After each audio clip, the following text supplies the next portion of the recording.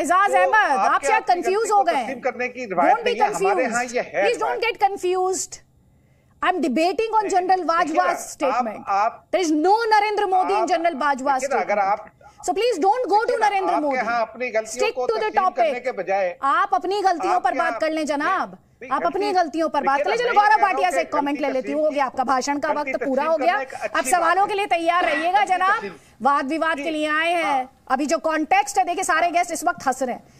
अभी जो कॉन्टेक्स्ट है वो तारिक फतेह से आप समझेंगे कि क्यों हुई थी 71 की वॉर, मुक्ति वाहिनी क्यों बनी, वो सवाल का जवाब सुनिएगा। गौरव भाटिया ये कह रहे हैं आप अपनी गलती नहीं मानते हैं, हम तो अपनी गलती तो मानते हैं, ये ऐसे आरोप लगा रहे हैं। वो हंसे या रोए, मुझे तो उससे अरे कोई बात नहीं, चलिए अब सुन लीजिए। कोई बात नहीं, अब सुन लीजिए ना, मुझे ऑडियो डाउन कराना पड़ेगा। एजाज अहमद, बगैर क्या आपने कभी कोई गलती नहीं की? जवाब, मुझे ऑडियो डाउन कराना पड़ेगा। एजाज अहमद, बगैर क्या आपने कभी कोई गलती नहीं की? जवाब गौरव भाटिया। देखिए आदित्य जी, ये फटीचर भिकमंगा आतंकिस्तान देश है और यहाँ लोकतंत्र कभी रहा ही नहीं है। चर्चा हो रही है तो तथ्यों पे होनी चाहिए और इतिहास गवाह है कि आज़ादी हम दोनों को साथ साथ मिली, भारत और पाकिस्तान को, एक दिन का फर्क था, लेकिन 35 साल इनके यहाँ डिक्टेटरशिप रही। चीफ जस्टिस ऑफ इंडिया को लताड़ के हटाया, चीफ जस्टिस ऑफ पाकिस्तान को लताड़ के हटाया जाता है इनके यहाँ। हमारे यहाँ कितना सम्मान मिलता है। इसके अलावा भारत से इनकी क्या तुलना है। हम G20 की अध्यक्षता कर रहे हैं।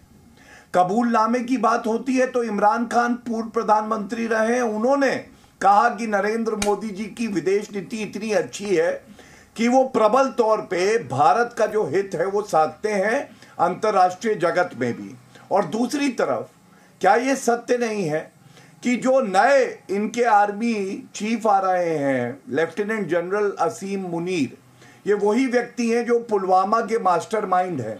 और इनको याद होगा कि पुलवामा के बाद जो बालाकोट एयर स्ट्राइक हुई, आपके कार्यक्रम का नाम ताल ठोक के है, उसी तरह से हमने, हमारी जो आर्मी है जिसका शौर्य और लोहा पूरा विश्व मानता है, घुस के ठोका पाकिस्तान को।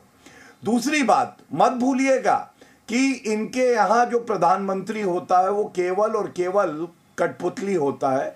और कठपुतली कैसा, उसको चलाता तो आर्मी चीफ है। लोकतंत्र की कोई इज्जत है ये लोग थोड़ी ना करते हैं। और जो आउटगोइंग है बाजवा जी, ये बाजवा क्या कहते हैं, ये तो खुद ही कह चुके हैं कि जब हमारा शेर विंग कमांडर अभिनंदन पकड़ा गया था तो उसके बाद क्या बोला, शाह महमूद इनके मंत्री बोलते हैं अदिति जी कि थर-थर कांप रहे थे बाजवा, थर-थर कांप रहे थे, कह रहे थे अगर छोड़ा नहीं इस शेर को तो पाकिस्तान नेस्त नाबूद हो जाएगा।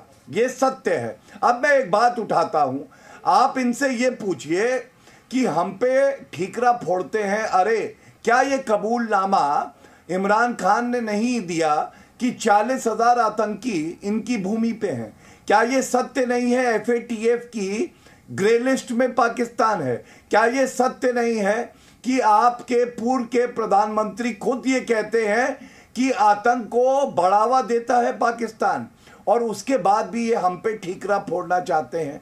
देखिए कमजोरी आप में है, अपने आप को बदलिए।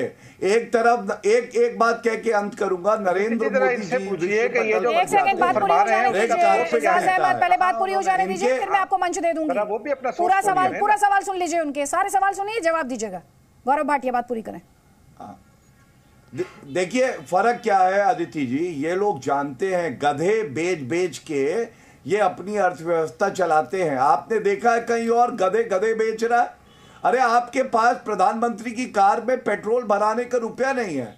और आतंकिस्तान आपका, आप बताइए कोई और देश है अदिति जी जहां पे एक UN designated terrorist Hafeez Syed एक पॉलिटिकल पार्टी बना ले? अरे हो सकता है भविष्य में इनका प्रधानमंत्री हो, बच्चा पैदा बाद में होगा, AK-56 हाथ में पहले होगी। जितने डॉक्टर इंजीनियर है हमारे यहाँ उससे ज्यादा इनके यहाँ आतंकी हैं, और उसके बाद भी आके इस तरह की बात करते हैं। शर्म आनी चाहिए, थोड़ा सोचिए। आप सज्जन व्यक्ति लगते हैं, थोड़ा सा चिंतन करिए। एजाज अहमद, एक तो इनसे एक तो कहिए कि थोड़े अल्फाज मुनासिब इस्तेमाल करें। बदकिस्मती है कि आप लोग गधे संभाल लेते हैं, उनको बड़े बड़े ओहदे दे देते हैं, हम बेच देते हैं, कोई बात नहीं। लेकिन मुनासिब बात भैया, आप गधे बेच हम बेच देते हैं ना। हम अपनी इकोनॉमी बेहतर करने के लिए उससे पैसे कमा लेते हैं। आप उनको सोचिए, ये हालत है, गधे गधे बेच रहे हैं जी। आप उनको मंत्री बना लेते हैं तो हम क्या करें? डॉक्टर नहीं होंगे, आप उनको मंत्री बना लेते हैं तो हम क्या करें? लेकिन पाकिस्तान में ये जो सारी गुफ्तगू फरमा रहे थे, ये मुझे बताएं कि शाह महमूद कुरैशी का बयान इन्होंने सोर्स क्या है, कहाँ सुना उन्होंने वो बयान, उसका सोर्स क्या है? देखिए ना, ये ऐसे बातें कर देना बड़ा अरे सोर्स शाह महमूद, लेकिन ये आप जैसे लोग ही हैं तो दोनों मुल्कों के दरमियान दोस्ती नहीं होने देते। अगर हमारे प्रधानमंत्री जो है वो बाइख्तियार नहीं है तो मोदी जी फिर रायबंद लेने क्या चले गए थे और फिर एग्रीमेंट भी हुए। ठीक है जी, ये ऐसी बात नहीं है। इश्यूज हमारे यहाँ हैं, इश्यूज आपके यहाँ भी हैं, बहुत सारे इश्यूज हैं आपके यहाँ। आपके यहाँ जरा इश्यूज की नेचर डिफरेंट है, हमारे यहाँ इश्यूज की नेचर डिफरेंट है। लेकिन ऐसा तो नहीं है कि आप बिल्कुल सती सावित्री जाते हैं। नहीं, आपके यहाँ ऐसा तो नहीं है कि आप लोग बिल्कुल सती सावित्री, जिसको आप ही की जबान में कहा जाता है कि आप वो है, आप बहुत अच्छे हैं और हम ही खराब हैं। ये बताइए, जी सवाल मेरा है, पूछिए सवाल है मेरा, आप लेंगे? हाँ, मेरा सवाल ये है, क्या ये सत्य नहीं है, इमरान खान पूर्व प्रधानमंत्री हैं आपके देश के, उन्होंने कहा 40,000 आतंकी आपके देश में हैं, क्या ये सत्य नहीं है? FATF की ग्रे लिस्ट में आप हैं, भीख का कटोरा कभी अमेरिका की तरफ कभी चीन की तरफ। आपको नहीं लगता सोचने की जरूरत है आपको? और आपकी हिम्मत है कि आप तुलना कर रहे हैं भारत से जो G20 की अध्यक्षता करता है, 5वें नंबर की सबसे बड़ी अर्थव्यवस्था है। चलिए, किसी और ने भी कोई सवाल करना है तो वो कर लीजिए, फिर मैं एक साथ जवाब दूंगा। नहीं, आप अभी जवाब दे दीजिए। दीजिए। मैंने कहा कि हमारे यहाँ इश्यूज हैं, लेकिन आप देखिए ना, टेररिज्म एक वर्ल्ड ओवर फिनोमेना था। टेररिज्म आया और पाकिस्तान में बदकिस्मती से जरा ज्यादा आया, हम सबसे बड़े उसके विक्टिम हैं। फिर आप लोग भी कोशिश करते रहे पाकिस्तान में टेररिज्म को बढ़ावा देने की। कलभूषण एक बहुत बड़ी एविडेंस है इसकी। अच्छा, हफीज सईद पॉलिटिकल पार्टी कैसे बना लेते हैं ये बताइए? इलेक्शन कमीशन है आपके यहाँ, एक UN डेजिग्नेटेड टेररिस्ट एक पॉलिटिकल पार्टी कैसे मान्यता प्राप्त कर लेता है? आपने उसको फंसाया, हमें फंसाए रखने की कोशिश की। हमने एक एक्शन प्लान बनाया और FATF ने तस्लीम किया हमारी एफर्ट को, और हमने नहीं, हफीज सईद आतंकवादी है ये मानेंगे आप? जी न्यूज पे मानिए एजाज जी। देखिए ना, हाफिज सईद एक आतंकवादी है। एक तो हमारे यहाँ हफीज सईद कोई नहीं है, हमारे यहाँ हफीज सईद कोई नहीं आतंकवादी है। और फिर ये भी जरूरी नहीं है कि इमरान खान साहब की इंफॉर्मेशन, हमारे यहाँ हाफिज सईद है, हमारे यहाँ हाफिज सईद है, उनके ऊपर आपने इल्जामात लगाए। हमने आपसे कहा कि एविडेंस दे दें, आपने अब तक एविडेंस प्रोवाइड नहीं की। हमने उनको जो जितनी भी मामूली एविडेंस भी मिली, हमने उनको अरेस्ट किया, हमने उनको डिटेन किया, आज तक वो डिटेन है। तो फिर आपने डिटेन क्यों किया? आप लोगों ने इल्जामात लगाए, हमने डिटेन कर दिया। अच्छा, डिटेन कर लिया। कोई मुल्क आपके शहरी पे इल्जाम लगाएगा तो आप उसको डिटेन कर लेते हैं ना? अच्छा, ये बता दीजिए मुझे, आपने एक सेकेंड, यूएस ने कितने का इनाम रखा है? हमारा एक पड़ोसी कह रहा है, बार-बार कह रहा है। एजाज अहमद, मुझसे बात कीजिएगा तथ्यों पर। रिस्ट्रिक्ट किया हमने उनको। सुन लीजिए ध्यान से, मुझे ये बताएं एजाज अहमद, आप तो इंडिया चिल्ला रहे हैं, इंडिया चिल्ला रहे हैं तब से।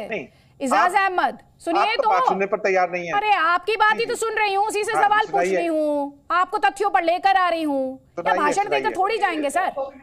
यहाँ कोई वोट नहीं मिलना आपको। अच्छा सुनिए ध्यान से, ये हाफिज सईद पर, मैं तो वोट लेने के लिए नहीं हूँ आपकी तरह। सुन तो लीजिए, ये हाफिज सईद पर इनाम क्यों रखा अमेरिका ने? तो पाक साफ आदमी, एकदम फरिश्ता, ऐसे व्यक्ति पर अमेरिका ने इनाम क्यों? मैंने ये तो नहीं कहा, मैंने ये कहा कि आपने इल्जाम लगाया। आपने नहीं, आपने तो सर्टिफिकेट दे दिया ना अभी। उनका नाम UN लिस्ट में आया। आपने तो सर्टिफिकेट दे दिया। मेरी बात देखे ना, या तो आप सुनने का तो अवसर, हाँ, सुनने का तो सवाल, सुनने का दमखम आप भी रखें और सुने। उनका नाम UN लिस्ट में आया, हमने उनको रिस्ट्रिक्ट कर दिया। यूनाइटेड स्टेट्स ने कुछ एविडेंस दी होगी, हमने उनको डिटेन कर दिया। लेकिन तो फिर यही मैं कह रही हूँ, आतंकियों को क्लीन चिट देने का काम इस डिबेट में मत कीजिएगा। Precisely that was my point. Tariq Fateh.